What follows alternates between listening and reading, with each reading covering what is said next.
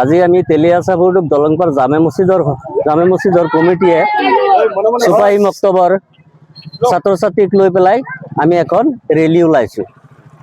মই ভাবোঁ ইয়াৰ দ্বাৰা সমাজ উপকৃত হ'ব, সমাজৰ কম হ'লেও অলপ সংখ্যক মানুহ হ'লেও সচেতন হ'ব।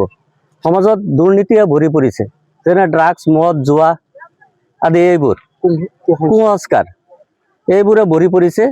ইয়াৰ দ্বাৰা আমাৰ এই ৰেলীখনৰ দ্বাৰা সমাজৰ অলপ হ'লেও উপকৃত হ'ব বুলি মই ভাবোঁ।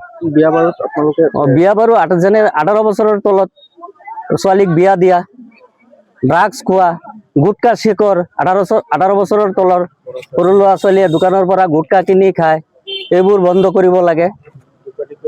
দোকানীকো আমি ৱাৰ্ণিং দিছোঁ আৰু আমাৰ সমাজৰ মানুহ এতিয়া মানে একগোট হৈ আছে। চবেৰে এটা কথা, দুৰ্নীতি সমাজৰ কুসংস্কাৰ বন্ধ হ'ব লাগে। যদি কোনো ব্যক্তিয়ে বন্ধ নকৰে তেতিয়াহ'লে আমি তাৰ বিষয়ে প্ৰশাসনিকভাৱে ব্যৱস্থা ল'ম। হয়, এইটোতো হয় যে বিয়া এটা হ'লেই ডিজে বজোৱা, ছোৱালী নচোৱা পৰ্যন্ত আমাৰ কাণত খবৰ আহিছে। ডিজে বজোৱা, আতচবাজি ফটোৱা এইবোৰ বন্ধ হ'ব লাগে।